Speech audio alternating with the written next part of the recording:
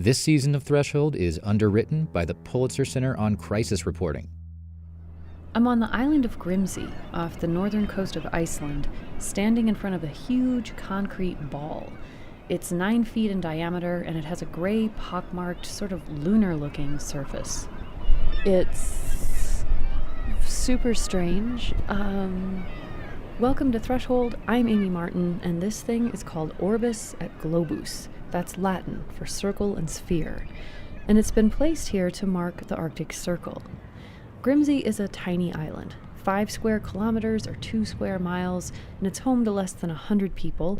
On the day I was there, it was also home to thousands of nervous puffins, a couple of stoic sheep, and about a dozen horses that looked like they'd been trained in picturesqueness by the Icelandic Tourism Board. But once I left the village, I didn't see any other human-made structures until I came upon this thing. This enormous gray ball sitting in the grass at the end of this Arctic island. It's wonderfully weird. It feels like I might have found a stone flung from the slingshot of a mythological Nordic giant. I can't wait to talk to the artist about it. I love it that it's got this hole through it so you can see through it. I stepped up to look through the hole running through the middle of the ball, and I started to hear something, a low, droning sort of hum. Oh my gosh, that's what it sounds like? I am standing on the Arctic Circle. My voice sounds really strange right now because I am talking into an enormous ball of concrete. This is the sound of the Arctic Circle. On a windy spring night at the end of Grimsey Island, this lonely piece of art was singing to itself.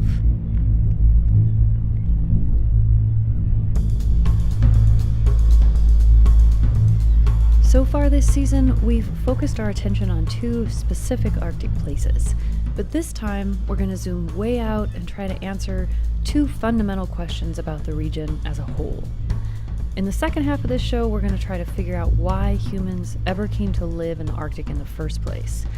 But we're going to start with something even more basic than that. What is the Arctic? Like, where exactly does it start and stop? And that's where this giant singing ball of concrete comes in.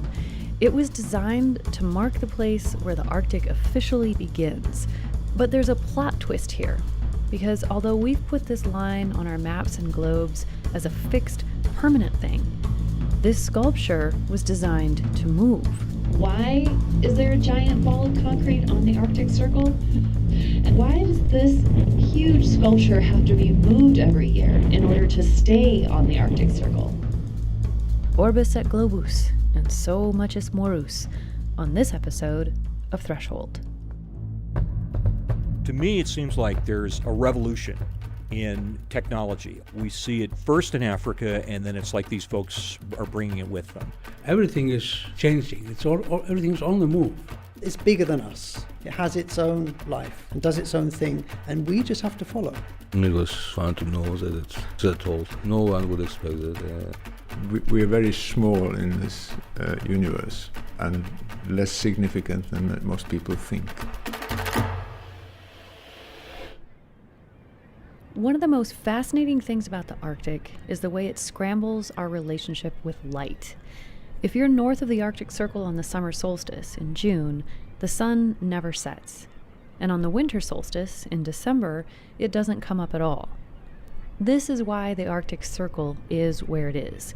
It's supposed to mark this spot where there's 24 hours of light for at least one day each summer and 24 hours of darkness one day each winter. All across the Arctic, there are signs marking this line, little spots where tourists stop and get their pictures taken. Sometimes locals set up shops nearby and sell souvenirs. And that's the way it's always been on Iceland's Grimsey Island, too, until these 2 guys got involved. I'm Steve Kreister, and I'm an architect. And I'm Kristinn Hrafnsson, and I'm an artist. How do you say your last name again? Hrafnsson. Easy. Easy. I met with Kristen and Steve in Reykjavik, Iceland's capital, where they've collaborated on lots of public art projects over the years. In 2013, they heard about a competition to make a piece marking the Arctic Circle on the island of Grimsey. And as Kristen studied the submission guidelines, he got really intrigued by one small detail about the project. I stumbled across a small number. They said that the Arctic Circle is moving 14 centimeters a year, and I found this rather strange. So I thought, let's search this out. Kristen's research led him to the third character in this story. My name is Thorstein Simonsson. Thorstein is an astronomer. He's retired now, but he used to work at the University of Iceland. Actually, my specialty is the effect of the sun on the Earth. Thorstein told them it was true. The Arctic Circle isn't fixed. It moves. And it moves because the angle of the Earth's axis moves. To understand this, it really helps to have a visual aid. So hold your hand up in front of your face, straight up and down, so you're looking at the edge of your first finger. Now, tip your hand forward just a little bit. That's what the Earth's axis looks like. The top of your fingers are in the Arctic, your wrist is in the Antarctic. But now, move your hand back up just a touch so it's closer to straight up and down. Then push it forward again. That's what the Earth is doing. That's what we're all doing, riding on this planetary seesaw, up and down, between 22 and 24.5 degrees. And this movement changes the amount of the planet that goes into total darkness on the winter solstice and total daylight on the summer solstice. Picture a giant contact lens resting on top of the globe. The Arctic Circle is the edge of that lens. It spreads out as the Earth's axis becomes more horizontal and shrinks up when it gets more vertical. So we essentially have more Arctic when the axial tilt is greater. Not necessarily more cold, just more surface area of the planet that experiences these extremes of light and dark. Thorstein says this movement of the Earth's axis happens in a predictable, cyclical way. This period is about 40,000 years. 20,000 years in one direction, 20,000 years back. We're currently somewhere in the middle of that spectrum, kind of splitting the difference between the most tilted and the least tilted spots. But the axis is moving closer to straight up and down, so the Arctic Circle is moving north. And what this means for Iceland is that the circle is slowly slipping away from them. It used to run right through the mainland, but now this small island off the northern coast is the only habitable spot in the country touched by the Arctic Circle. And that's drawn tourists here for decades, as Steve Kreister describes. You will have noticed when you arrived in the plane is there is this sign there made of aluminium, and that's where they unload the tourists off the airplane. They can walk them around the sign, give them a certificate and send them back home again. In 2013, the local government decided this Arctic Circle marker was due for an upgrade. So they launched a competition, and like Kristen said earlier, the information they put out said that the Arctic Circle was moving 14 centimeters a year. But Thorstein figured out it was actually moving a lot more than that, an average of 14 meters a year. That's the difference between 5.5 inches versus 46 feet. And at that rate, the Arctic Circle will only pass through the island of Grimsey for a few more decades. It's heading north, yeah. It will leave the island in 2047, I think you calculated. And, yeah. After that, the Arctic Circle will continue its northern migration for thousands of years, leaving all of Iceland behind until the Earth's axis begins to tilt back in the other direction. This was not great news for the people of Grimsey. They'd always been told the Arctic Circle ran through the middle of their island, right next to the airport and the souvenir shop. But when we found this out, then we saw this is not true. Steve and Kristen realized they had a decision to make. They could ignore the science of how the Arctic Circle actually works and just make another stationary monument in the same place where it had always been, or they could take in this new information and let it reshape their whole idea of what this monument was about. As you've no doubt already guessed, they decided the complicated facts were much more interesting than the nice, easy fiction. So everything is changing. Everything's on the move. So it's a fantastic way of seeing this. They started to dream up ideas for a moving monument. We were thinking at one time that we could have just a band across the island, and we could get a horse to graze across the line. So we had lots of different ways of representing this moment. And then gradually it crystallized into something as simple as a ball, because it's something you can move. And it also represents what we're on, because everything that we're talking about or thinking about is actually affected by balls. So it seems quite logical that the thing that is being affected at the end of the day is another sphere. Okay, so some kind of ball, something that can be rolled, but also something that doesn't move too much. Grimsey is a very windy place. It has to have a certain presence, a certain physicality, a certain weight. So what did they end up with? An enormous ball of concrete. The thing weighs 8 tons. It's 3 meters in diameter, or about 9 feet. So it's bigger than us. Yeah, there was the thing that we realized that it had to be big enough to be something that you couldn't put your arms around. You know, and even if 5 people linked their arms, they'd be having a struggle. So it's something you can't contain. It has its own life and does its own thing, and we just have to follow. And like now, even though we know it's going north, this summer it will go south. Yep, you heard that right. The Arctic Circle isn't only moving in one direction. The moon has an effect too. Thorstein says that as the Earth's axis moves slowly back and forth on that 40,000-year seesaw pattern, there's a much smaller, faster, miniature seesaw happening as well. This wobble is caused by the moon. And this is called nutation, and it is a period of about 18.6 years. That's nutation with an N, in case you want to look it up. And what it comes down to is this. Although the Arctic Circle is currently moving northward, that movement isn't a straight line. It's a squiggle, a big line moving in one direction with a bunch of smaller little zigzags contained within it. We've got pictures of it on our website, which definitely helped me wrap my mind around this. And then, just when I thought I really understood what was going on, Thorstein said this. I must add that there's one factor that comes into this, and people never think about that, or seldom think about that, and that is the movement of the Earth's crust. This is something we cannot predict very accurately. The Earth's crust itself is moving. The surface of the planet. It's made of moving parts. Every spot that we're standing on was once in a different place and will be in a different place again later. I have to say, as I was learning all of this, my heart kind of went out to Steve and Kristen and the organizers of this competition. It seemed like a simple challenge. Make a monument to the Arctic Circle. You know, just something pretty or interesting to place on this tidy little line that human beings have drawn around the top of the Earth. But the deeper these two went into that project, the more complexity was revealed. But I think that's also something you accept as you get older. You realize that you don't have a grasp on everything. The older you get, the more you realize you don't know.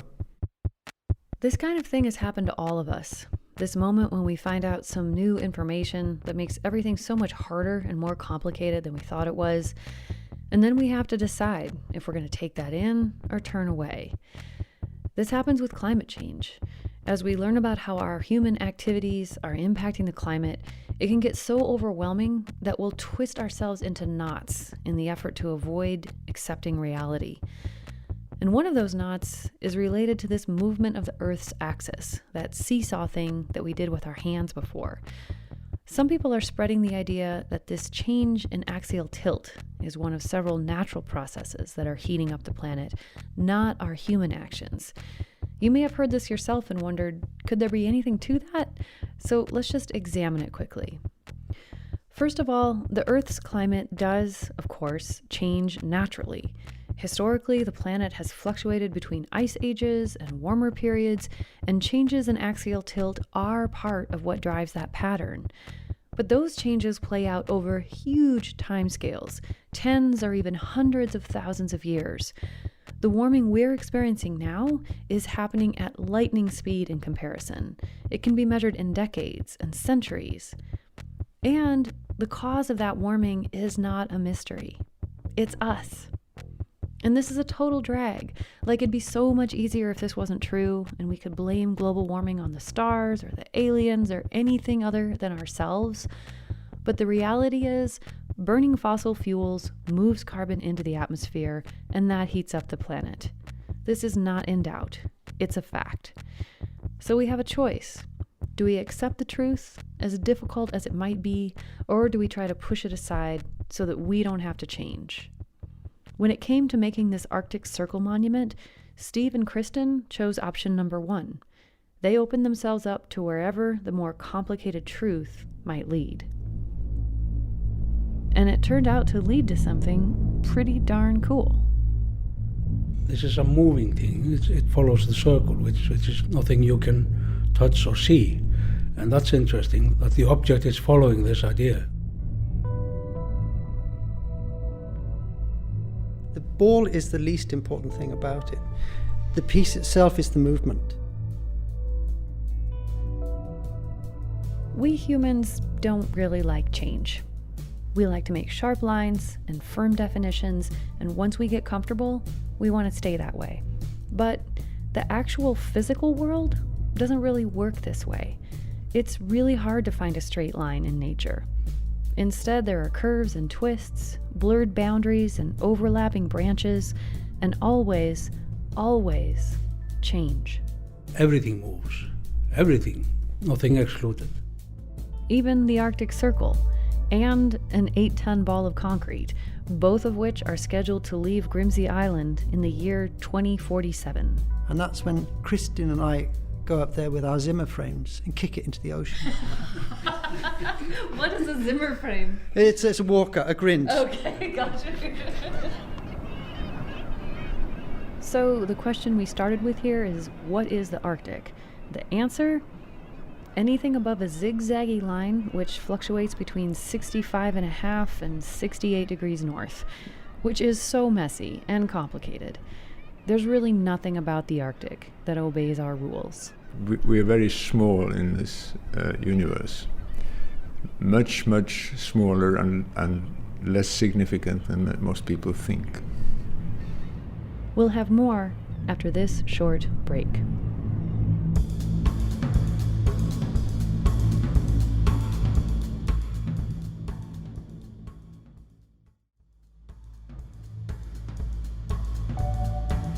Welcome back to Threshold. I'm Amy Martin, and we're tackling 2 questions in this episode. What is the Arctic, and why did humans ever decide to live there? And the journey to answer that second question begins tens of thousands of years ago, here. It's summertime, and in a small Siberian village next to a river, people are settling in for the night. The kids are happy and exhausted after a long day of collecting berries and catching rabbits in the wilderness. The adults are taking advantage of the 24-hour Arctic light to do some fine handwork.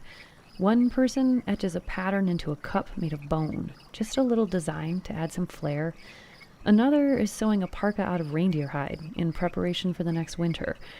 And when they finally put down their projects and snuggle in under their bison hides, their bellies are full. Yes, it was a good place. It was next to river crossing. This is Vladimir Petulko. He's an archaeologist with the Russian Academy of Sciences in St. Petersburg, and in 2001, he was leading the team that discovered the remains of this ancient settlement, which was buried in the partially frozen soil way up in north-central Siberia, near the Yana River. The place is an archaeologist's dream. They found drinking vessels and axes, plates and spears, and lots of indications that these people were excellent tailors. Well, in Yana we have hundreds of needles. I think this is the biggest collection in the world which comes from the single site. Before the Yana River discovery, archaeologists thought humans first came to live in the Arctic about 14,000 years ago, toward the end of the last ice age. So when the radiocarbon dates came back on these artifacts, Vladimir was stunned. They are 32,000 years old, proof that we've been living in the far north more than twice as long as anyone previously thought. And further tests have yielded even older dates. It was really fun to know that it's that old. And, no one would expect that. It's way up in the Arctic, right? It's up at 70 degrees latitude north. This is paleoanthropologist John Hoffaker. And so one of the things that people had to deal with up there for the first time ever, right, was very low sunlight. The sun goes down in, in late November or whatever, and it stays down. It's all dark for months. John is a fellow at the Institute of Arctic and Alpine Research at the University of Colorado in Boulder, and he and Vladimir have collaborated for decades on research about early human migration into the Arctic. We've got stuff coming out of those sites that we don't have from any other sites, right? He says it's hard to overstate the importance of the Yana River site. A lot of this stuff is decorated, right? It's fancy. It's not just basic utilitarian stuff. They put some craft and art into this stuff. For instance, we have these decorated ivory dishes. I mean, those are the oldest dishes and cups and things like that in the world. So how did the makers of these decorated dishes end up in far northern Siberia? Our species originated in Africa and began migrating out of that continent at least 200,000 years ago, probably even before that. But those early Homo sapiens didn't go to the Arctic. They hung out in the Middle East. They made their way to Indonesia and beyond. They even pushed north into Central Asia. But once they hit a certain latitude, they stopped. For tens of thousands of years, Homo sapiens stayed south of the Arctic Circle. And then, around 70,000 years ago, a new wave of humans began to leave Africa, and John says this exodus was different than the ones that came before. It's very rapid. It's very successful. They are very quickly occupying all of these places that people were never able to live in before. This later wave of humans were the people who went on to populate the globe. They were the ones who came to live at the Yana River site and many other places across northern Eurasia. They walked east across Siberia until they bumped into a gigantic ice sheet and could go no further. When that ice melted, they quickly entered the Americas. We are all descendants of these adventurous explorers who went to live in the far north when no one else had done so before. So the question is, why? After a really long time of not going to the Arctic, why did humans suddenly decide to go live in Siberia? Well, that's okay. So, John has a really interesting answer to this question, and it has to do with a number of rabbit skeletons Vladimir's team discovered. They hunted them in a huge number, and in many cases they just did not eat them. He says it appears that the Yana River people often didn't eat the rabbits. They were after the pelts, which they used to make long underwear, which must have felt quite soft and cozy, but Vladimir says they wouldn't have lasted very long. After a few months of steady use, the fur would break down. But it doesn't matter. You have to change it anyway. For sanitary purposes. Right. So maybe everybody needed 2 or 3 pairs of rabbit fur underwear each winter, and it takes a lot of rabbits to make one set of long johns. But I was still puzzled. If they went to all the trouble to catch so many hares, why wouldn't they also eat the meat? Weren't they constantly fighting off starvation? No, they had lots of good animals for food, bison and horse and reindeer, and so they did not care about eating little hares, and which is actually not really tasty. I can eat it, but not really like. This shocked me. At least some of the time, these prehistoric Arctic Siberians had so much to eat, they could be picky. They could afford to have likes and dislikes. Okay, this isn't just like, these aren't people who are barely clinging to existence, right, and making, the basic essentials of life. Certainly, life that far north was hard, but this shows that not every moment of their lives was devoted to basic survival. This doesn't look like a hunting camp that was occupied by a few people, like in July, who then scampered down south again, at the end of the summer or something. These look like houses. John says it looks like the Yana River people may have used internal hearths, storage pits, all kinds of innovative stuff. To me, it seems like there's a revolution in technology, which is, I think, essential for occupying places like the Arctic. And we see it first in Africa, and then it's like these folks are bringing it with them. And there's another thing. They also needed some pretty complicated technology to deal with the extreme low winter temperatures. So we see indirect evidence for tailored insulated clothing for the first time. In the Arctic, sewing is just as much of a survival skill as hunting. That rabbit fur underwear Vladimir was describing, that was a life-saving innovation. And John believes all of these things together suggest a significant pivot point in the story of human evolution. My argument is that there's a change in cognitive faculties. I would argue and at least a few of my colleagues would argue, that there's evidence for some significant behavioral or cognitive differences.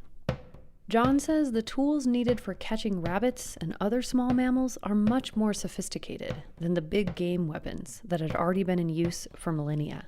You have to go through a whole series of logical steps that are computationally more complex than, say just, making a spear.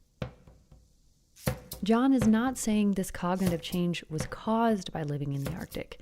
He thinks people in Africa went through some kind of evolutionary change prior to that wave of migration around 70,000 years ago. Basically, he believes they were just a little bit smarter than the very first Homo sapiens who had left the continent much earlier. In his view, it was because of that increased brain power that this later wave of people were able to live in places no human had ever gone before. Places like the Yana River and several other sites that have been discovered in far northern Eurasia. And when these early humans got there, they likely had this whole ecosystem to themselves, no primate competitors. So, why did we first come to live in the Arctic? Because we could. Because we could. And that may have made us unique. Maybe the Arctic became the special niche of the most advanced humans ever to walk the Earth. Maybe, if John is right, an increase in intelligence allowed our ancestors to survive in places where earlier strains of Homo sapiens just couldn't make it. In short, maybe we couldn't become Arctic until we became fully human.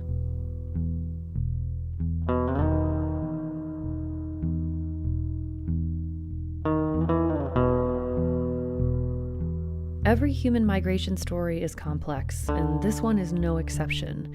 Climate, competition, and many other factors were also at play in our first forays into the North. And John says some of his colleagues think he might be overestimating the role of cognitive changes in this story. But there isn't a debate about the most important point here, which is this. You can't live in the Arctic unless you have some fairly sophisticated technology.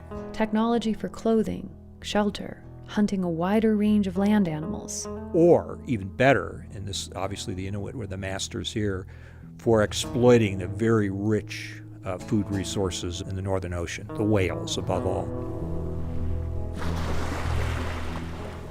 The Inuit figured out this amazing trick of not only surviving the Arctic, but prospering. I mean, building large, relatively stable communities, villages. And it was to do something extraordinary that I don't think the Neanderthals ever would have dreamed of, which is to, go out on these big boats way out into Arctic waters and hunt like the biggest mammals on Earth, and haul them back in. I mean, it was better than mammoths, right? I mean, a bowhead whale's like several times larger than a woolly mammoth. So, it was the ultimate strategy for dealing with northern environments. That was the master stroke of Inuit technology.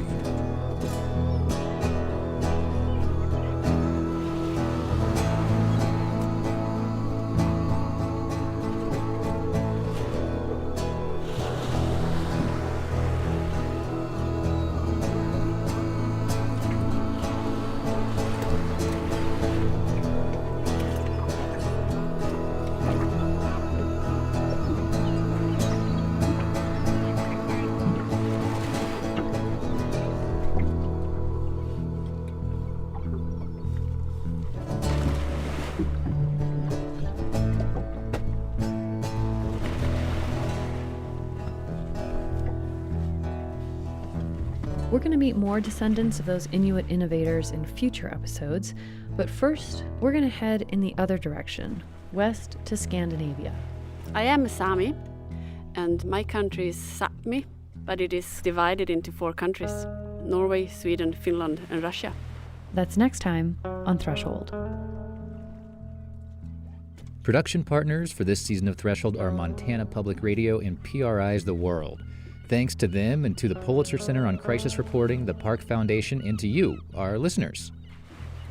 Threshold is created by Nick Mott, Rachel Kramer, Cheryl Skibicki, and me, Amy Martin, with help from Frank Allen, Jackson Barnett, Josh Burnham, Michael Connor, Rosie Costin, Matt Herlihy, Rachel Klein, Zoe Rome, Nora Sachs, Maxine Spire, and Zach Wilson. Special thanks to Christine DeLong, Joel Harper, Nate McCready, Steve Running, and Jim White. Our music is by Travis Yost.